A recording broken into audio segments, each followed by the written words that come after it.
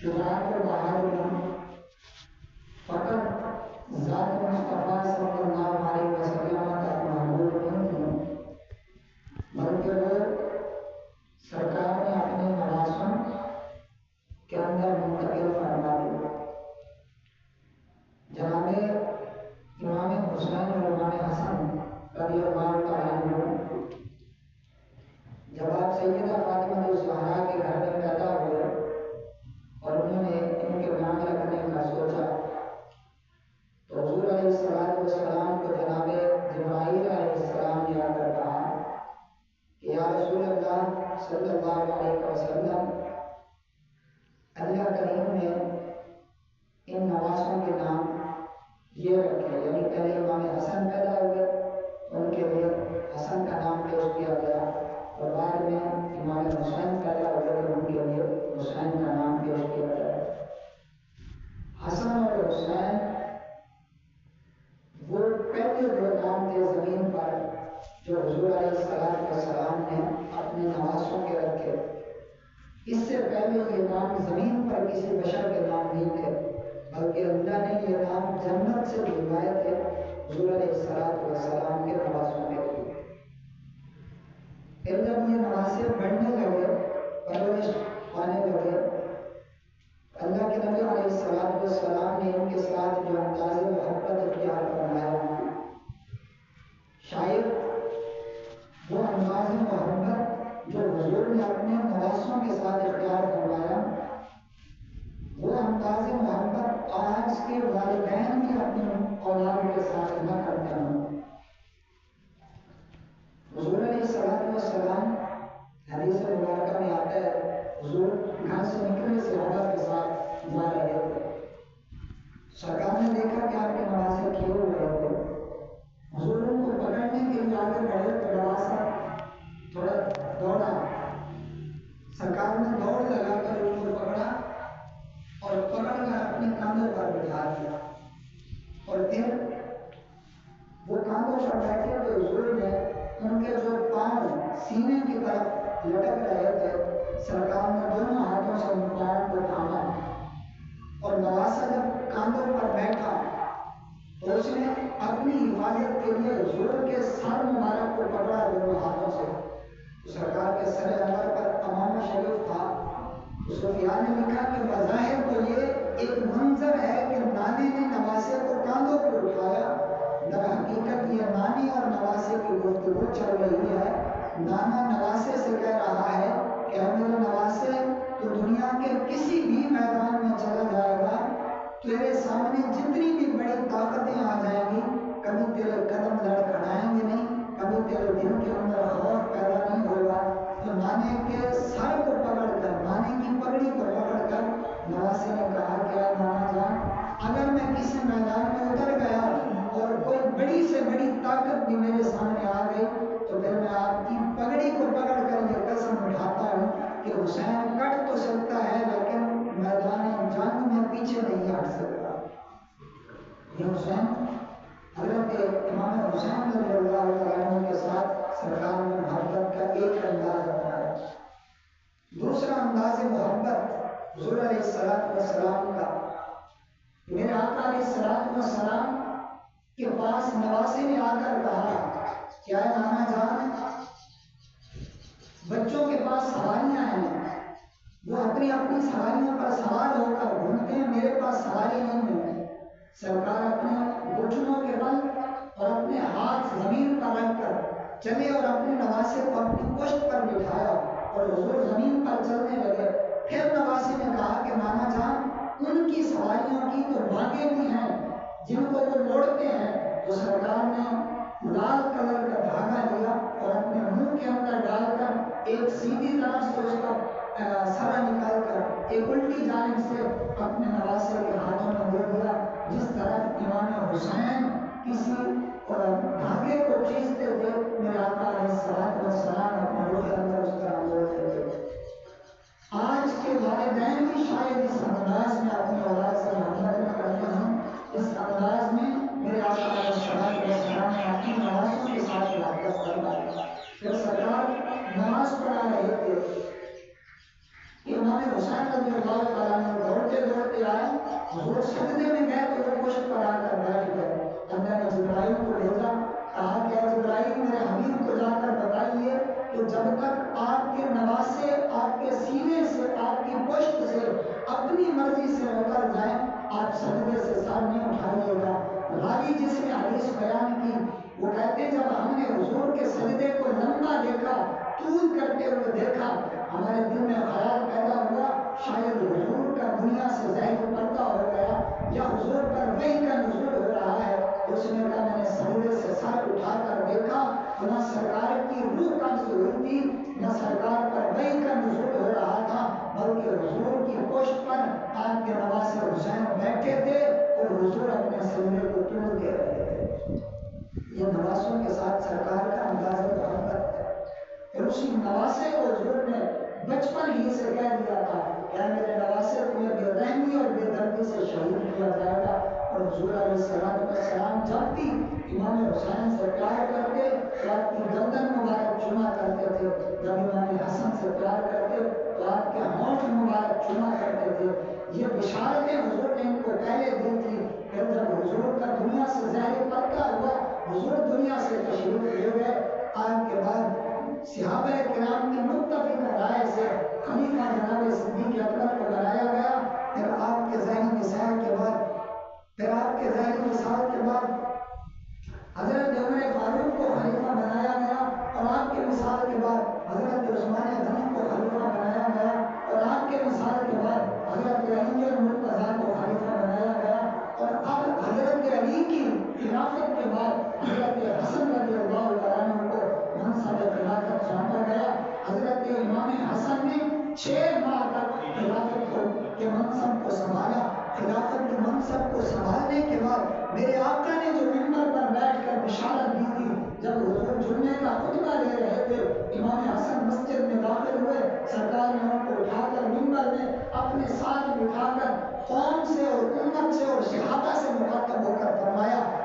صحابہ یہ میرا وہ نواسا ہے جب میری امت 2 گروہوں میں بٹ رہی ہوگی, یہ میرا نواسا ان 2 گروہوں کو ایک میں ملا کر صلح کرا دے گا. امام حسن رضی اللہ عنہ نے جب حالات کو بگڑتے ہوئے دیکھا, جب حالات کو خراب ہوتے ہوئے دیکھا, امام حسن رضی اللہ عنہ نے اس خلافت کے منصب کو حضرت امیر معاویہ رضی اللہ عنہ کے ہاتھ پر بیعت کر کے یہ خلافت کا منصب ان کو سونپ دیا. حضرت امیر معاویہ رضی اللہ عنہ نے اس خلافت کے منصب کو سنبھالا اور 40-20 سال تک آپ خلافت کے منصب پر فائز رہے. 20 سال آپ نے خلافت کے منصب کو سنبھالا اور جب آپ کا دنیا سے پردہ ہوا, آپ کے بعد حضرت امام حسین رضی اللہ عنہ نے خلافت کے منصب کو سنبھالنا تھا, لیکن یزید اس منصب پر برجمان ہو گیا, اس منصب پر بیٹھ گیا. اور یہ حضرت علی کے دور کے اندر یہ جو دار الخلافت تھا مدینے کے اندر, یہ مدینے سے کوفے میں منتقل ہو گیا تھا. کوفے کے لوگوں نے جب امام حضرت علی المرتضیٰ رضی اللہ عنہ کو شہید کیا اور حضرت علی کی شہادت کے بعد یہ وہاں پر تھا, تو حضرت امیر معاویہ نے بھی کوفے کے اندر رہ کر دار الخلافہ میں خلافت اختیار کی. اس کے بعد خلافت یہ کوفے کے اندر تھی, دمشق کے اندر تھی. جب حضرت امیر معاویہ کی شہادت کی خبر پہنچی مدینے کے اندر تو سب لوگ غمزدہ تھے, پریشان تھے. اتنے میں یزید منصب پر فیض ہو گیا اور یزید کو خدشہ لاحق ہوا کہ کچھ لوگ ہیں مدینے کے اندر جن سے جو میری خلافت کو نہیں مانیں گے اور وہ میرے خلاف کھڑے ہو جائیں گے. ان میں 4 صحابہ کرام جو سر فہرست تھے, حضرت امام حسین, حضرت عبداللہ بن زبیر, حضرت عبداللہ بن عمر اور حضرت عبداللہ بن ایک چوتھے صحابی. تو یہ 4 صحابہ سے اس کو خطرہ لاحق ہوا تو اس نے ہدایت کر کے پیغام بھیجا مدینے کے گورنر کو. اس نے کہا کہ ان 4 کو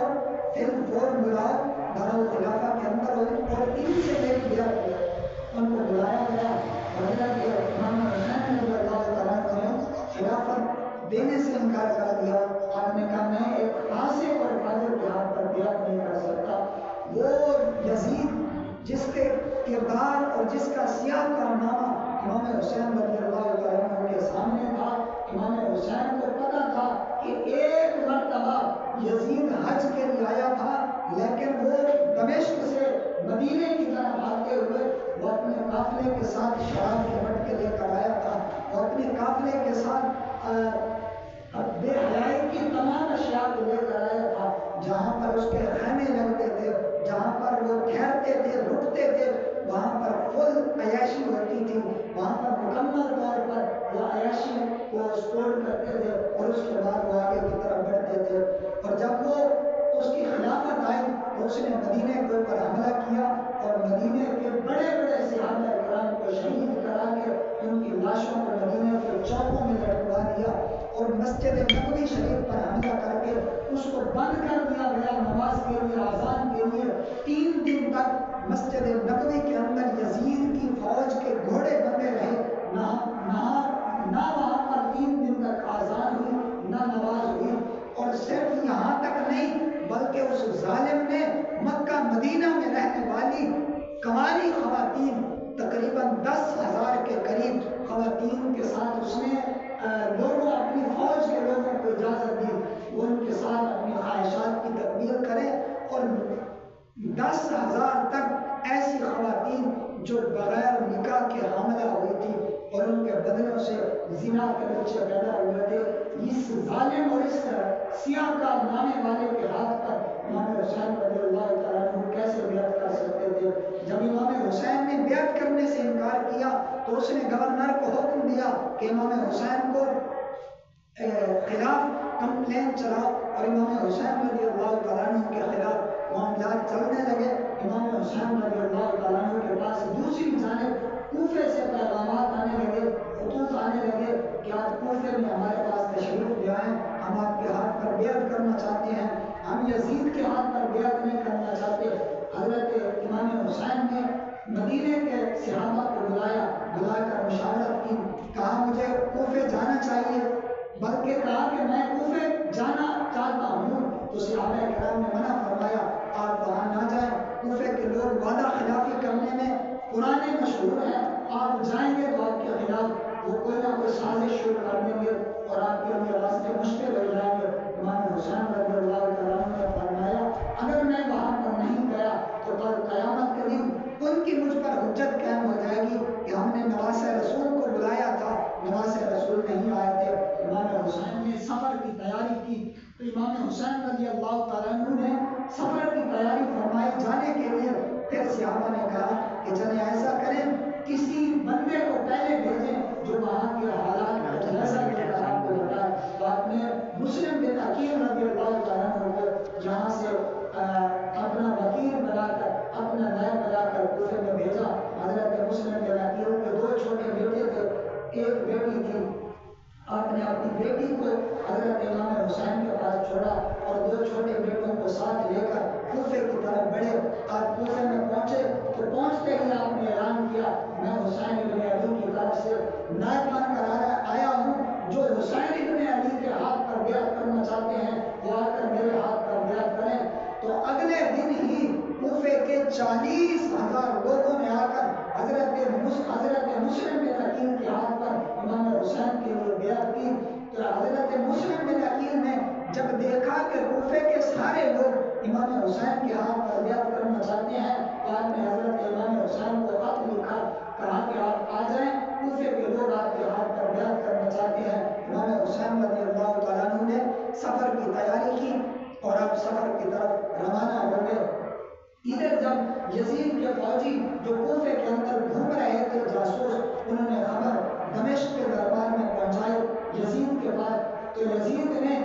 کوفے کے گورنر کو حکم دیا، کہا کہ مسلم بن عقیل کو گرفتار کر کے ان کو شہید کر دیا جائے۔ تو وہاں کے گورنر نے منع فرمایا، اس نے کہا کہ نہیں میں یہ کام نہیں کر سکتا۔ تو یزید نے پھر بصرہ کے اندر جو کوفے کے قریب تھا وہاں کے گورنر ابن زیاد کو خط لکھا، کہا کہ یہاں کی گورنری اپنے بھائی کو سونپو اور آپ فلفور یہاں بصرہ سے کوفے کی طرف جاؤ اور جاتے ہی کوفے کی گورنری سنبھالو۔ تو ابن زیاد جب بصرہ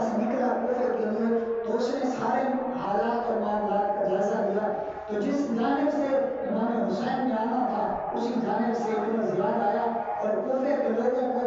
غلط فہمی پیدا ہوئی کہ شاید یہ جو لشکر آنے والا ہے یہ امام حسین کا لشکر ہے. انہوں نے پھر سرحد پر نکل کر امام حسین کے لیے نعرے لگائے, آپ کا ویلکم کیا اور آپ کی حمایت کے نعرے لگائے, لیکن جب قریب دیکھا تو امام حسین نہیں تھے بلکہ یہ ابن زیاد تھا. اور ابن زیاد پھر حضرت مسلم بن عقیل کے پاس جانے کی بجائے گورنر ہاؤس میں چلے گئے. وہ وہاں پہنچے, جاتے ہی انہوں نے گورنری کا عہدہ سنبھالا اور پہلا حکم جاری کیا کہ جا کر کل صبح فجر کے بعد سارے کوفہ کے لوگوں کو مسجد کوفہ میں بلایا جائے. سارے کوفہ کے لوگوں کو اگلے دن مسجد کوفہ میں بلایا, میٹنگ ہوئی اور ان سب کو ڈرایا گیا, دھمکایا گیا, ان کے دلوں میں خوف پیدا کیا گیا, ان کے دلوں میں خوف ڈالا گیا کہ جس نے بھی مسلم بن عقیل کی حمایت کی, جس نے بھی مسلم بن عقیل کے ساتھ تعاون کیا یا جس نے بھی مسلم بن عقیل کو اپنے گھر میں رہائش دی, اپنے گھر میں ٹھہرایا, ہم اس کے ساتھ سخت سے سخت کمپلین کریں گے. یہ سارے لوگ نکلے, حضرت مسلم بن عقیل, حضرت ام ہانی کے حضرت مسلم بن عقیل وہاں پر موجود تھے. تو ادھر یزید کے ابن زیاد نے کچھ فوجی بھیجے جنہوں نے جا کر مسلم بن عقیل کو پکڑا. یہاں پر دو روایت ہیں, ایک یہ ہے کہ انہوں نے حضرت مسلم بن عقیل کو گرفتار کیا اور دار الخلافہ میں لے کر آ گئے. اور جب وہ وہاں پہنچے تو گیٹ سے اندر داخل ہوئے تو گیٹ کے پیچھے دروگا کھڑا تھا جس کو پہلے ہی تیار کیا گیا تھا کہ مسلم بن عقیل جیسے داخل ہو ان کا سر کان سے جدا کر دیا جائے. دوسری روایت یہ ہے کہ وہ گھر میں تھے تو ان پر حملہ کیا, آپ لڑتے لڑتے بے ہوش ہو گئے تو آپ کو بے ہوشی کے عالم میں لایا گیا. جب گورنر ہاؤس میں لے کر آپ کو آئے اور آپ کو ہوش آیا, ہوش آنے کے بعد یہ ابن زیاد آپ سے ہم کلام ہوا تو حضرت مسلم بن عقیل نے ابن زیاد کے سامنے سخت لہجے میں اور سخت انداز میں بات کی تو اس سے یہ بات برداشت نہ ہوئی. اس نے دروغے کو حکم دیا اور اس نے حضرت مسلم بن عقیل کا سر قلم کر کے آپ کو شہید کر دیا. پھر حضرت مسلم بن عقیل کے جو پیچھے دو بچے بچ گئے تھے ان کو کسی کے گھر میں وہ ٹھہرے تھے, پھر ان کو پتا چلا تو وہ جس کے گھر میں ٹھہرے تھے انہوں نے رات کی تاریکی میں ان بچوں کو اپنے غلام کے سپرد کیا, کہا کہ جاؤ ان کو کوفے کی سرحد پر چھوڑ کر آؤ تاکہ یہ مدینے کی طرف چلے جائیں. جب وہ کوفے کی سرحد پر پہنچے, صبح کا ٹائم تھا, تھوڑی ہی دیر پہلے وہ جو مدینے کی طرف جانے والا قافلہ تھا وہ نکلا تھا, وہ یہاں سرحد سے نظر آ رہا تھا. اس غلام نے ان معصوم بچوں سے کہا کہ دوڑ لگا کر اس قافلے میں شریک ہو جاؤ, یہ قافلہ مدینے میں جائے گا. بچوں نے دوڑ تو لگائی لیکن قافلے سے پیچھے رہ گئے. قافلہ نکل گیا, صبح کی روشنی طلوع ہو گئی, صبح کا اجالا ہو گیا. تو یہ بچے وہاں پر سہم گئے, بیٹھ گئے, ڈر گئے. تو یزید کے فوجیوں نے آ کر ان کو گرفتار کر کے پھر لا کر ان کو قید خانے میں ڈال دیا. قید خانے کا جو دروگا تھا وہ بھی اہل بیت کے اتحاد سے محبت کرنے والا تھا. رات کی تاریکی میں اس دروگے نے ان دو معصوم بچوں کو 50 اشرفیاں دی اور کہا کہ یہ راستہ جائے گا, یہ سرحد کی طرف, سرحد پر پہنچو گے, وہاں سے کوئی قافلہ جا رہا ہوگا, اس قافلے میں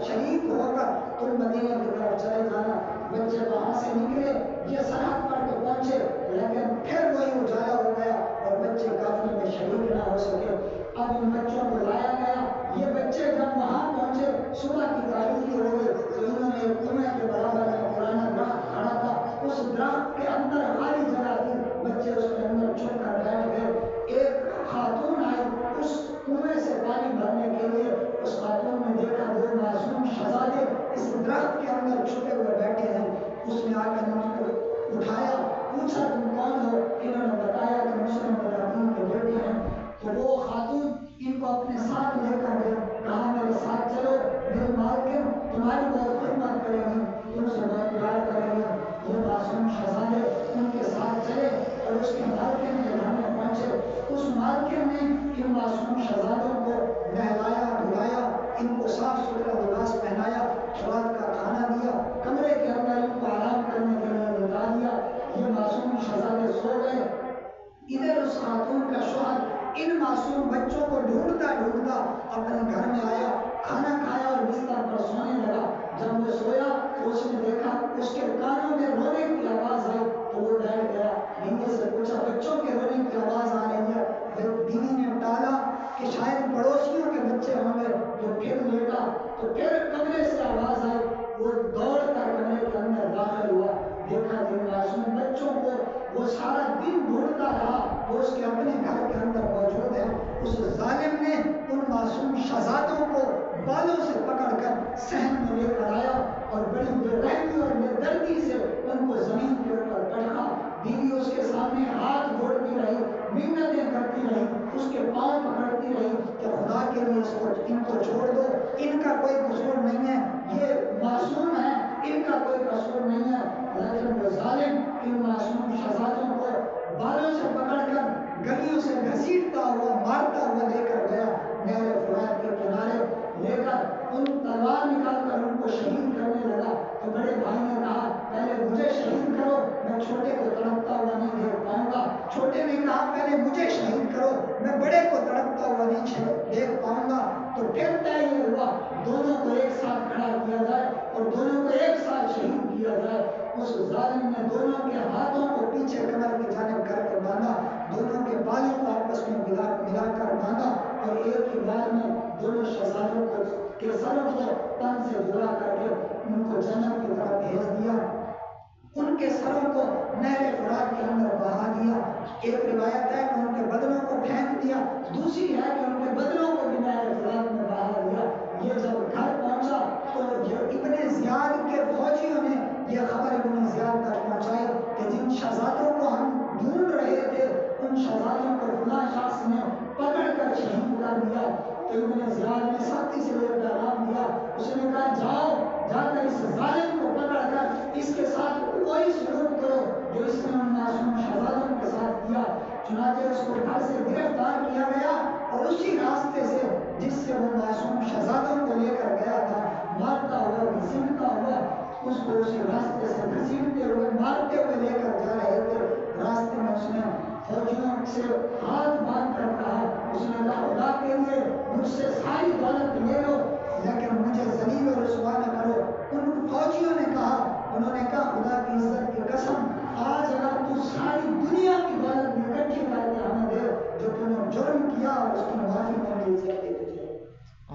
چنانچہ اس کو لایا گیا نہر فرات کے کنارے کھڑا کر کے اس کے ہاتھ باندھ کے اس کی آنکھوں پہ پٹی باندھ کے اس کے سر کو تن سے جدا کیا گیا، اس کو واصل جہنم کیا گیا، اس کو مارا گیا، پھر اس کے جسم کو نہر فرات میں ڈالا گیا۔ اب روایت میں آتا ہے جب اس کے جسم کو نہر فرات میں ڈالا تو پانی نے اچھال کر اس کی لاش کو باہر پھینکا، پھر دوسری مرتبہ اس کی لاش کو اٹھا کر پانی میں ڈالا، پانی نے پھر لاش کو اٹھا کر باہر پھینکا، تیسری مرتبہ پھینکا، پانی نے پھر لاش اٹھا کر باہر پھینک دی۔ پھر ان لوگوں نے اس لاش کو گڑھا کھود کر زمین میں ڈالا تو زمین نے اس کی لاش کو اٹھا کر باہر پھینک دیا، دوسری مرتبہ ڈالا پھر زمین میں باہر پھینک دیا، تیسری مرتبہ ڈالا پھر زمین میں باہر پھینک دیا۔ لوگ سمجھ گئے کہ اس نے جو آل بیت کے شہزادوں کے ساتھ کیا ہے سلوک اس کی اس کو معافی نہیں مل سکتی۔ چنانچہ انہوں نے لکڑیاں جمع کی،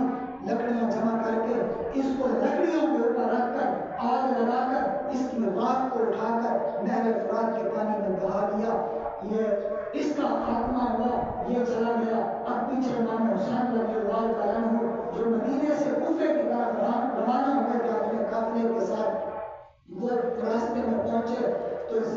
یزید نے حضرت حر کو 1000 کا لشکر دے کر بھیجا، کہا جاؤ امام حسین کو روکو، روک کر انہیں کسی بھی طریقے سے میری بیعت کے لیے راضی کرو۔ حضرت حر امام حسین کے پاس پہنچے، پہنچ کر کہنے لگے کہ اے حسین میں آپ سے بڑی محبت کرتا ہوں، آپ کے نانا سے بڑی محبت کرتا ہوں، میں آپ کے سامنے ہاتھ جوڑتا ہوں، منت کرتا ہوں، سماجت کرتا ہوں کہ آپ مان جائیں، آپ وہاں جائیں گے تو یہ ظالم آپ کو نہیں چھوڑے گا، یہ خون خرابہ کرے گا، یہ آپ کو شہید کر دے گا، آپ کے کنبے کو شہید کر دے گا۔ امام حسین رضی اللہ عنہ نے کہا شہادت قبول ہے لیکن فاسق اور فاجر کے ہاتھ میں ہاتھ دینا قبول نہیں ہے۔ شہادت اور کنبہ لٹانا قبول ہے لیکن ایک باطل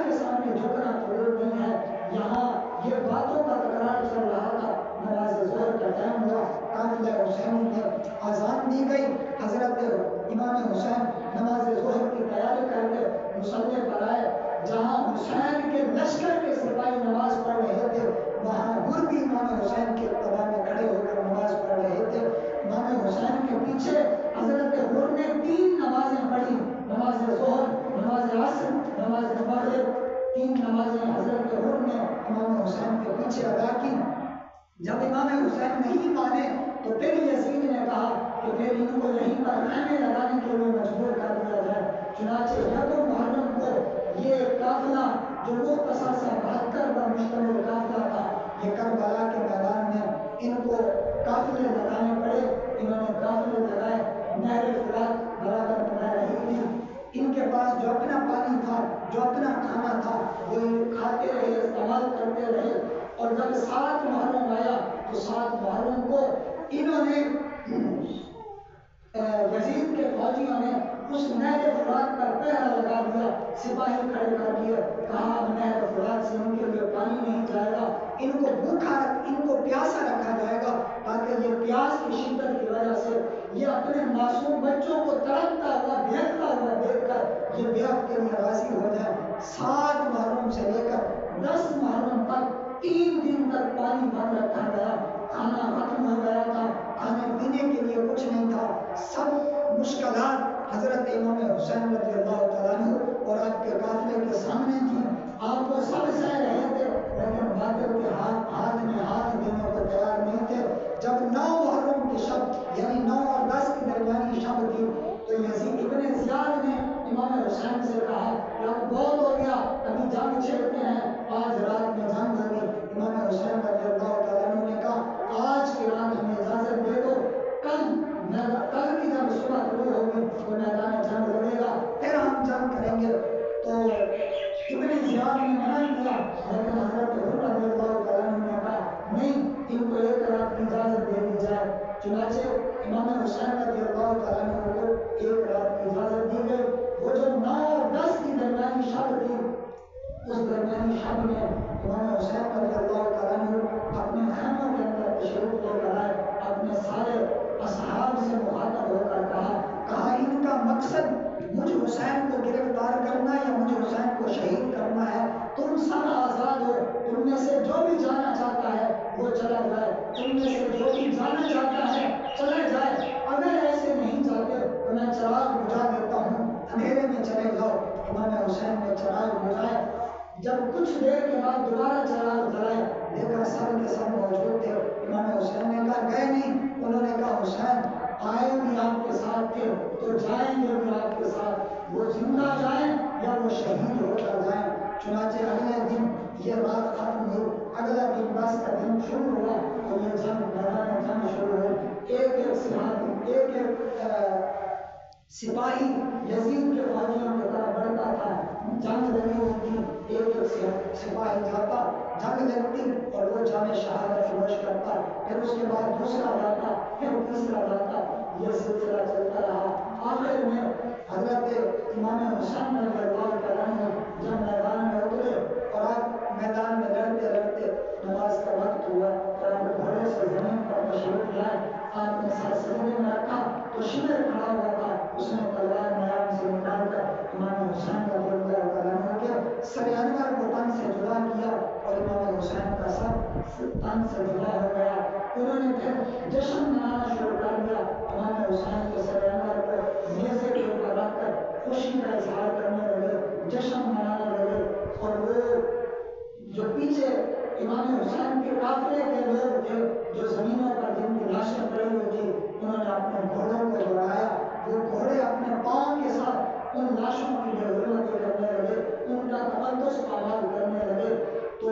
اس کے بعد یہ قافلہ ان شہیدوں کے سروں کو نیزوں پر رکھ کر سب سے آگے امام حسین کے سر کا نیزہ تھا، اور یہ قافلہ یہاں کوفے سے بصرہ کی جانب گیا اور پہلے ہدایات کر دی گئی کہ بصرہ کے پورے شہر کو سجا دیا جائے، گلیوں کو سجا دیا جائے، جہاں جہاں سے یہ قافلہ گزرے گا جشن منا کر جائے گا۔ جشن کی تیاریاں ہوئی، یہ قافلہ یہاں سے ہوتا ہوا بصرہ، پھر بصرہ سے ہوتا ہوا دمشق کی جانب گیا۔ یہ قافلہ دمشق میں جب پہنچا رات کا ٹائم ہو چکا تھا، رات کی تاریکی تھی، تو یزید نے حکم دیا کہ اس قافلے کو دمشق کے بازار میں روکا جائے۔ رات کی تاریکی میں یہ قافلہ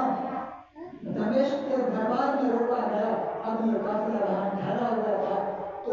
لوگ اپنی چھتوں کے اوپر آ کر یہ تماشا دیکھ رہے تھے کہ وہ کون لوگ ہیں جن کو قیدی بنا کر لایا گیا۔ اب یہاں پر کہ یہ جو